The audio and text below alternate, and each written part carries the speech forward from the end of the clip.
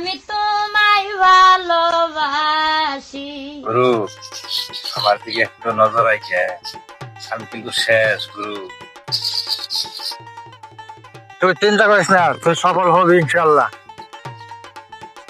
তুই দুর্বল হইস না, তুই ভাঙ্গা বলিস না, তুই সফল হবি। যা তোর আমি দিয়ে দিলাম।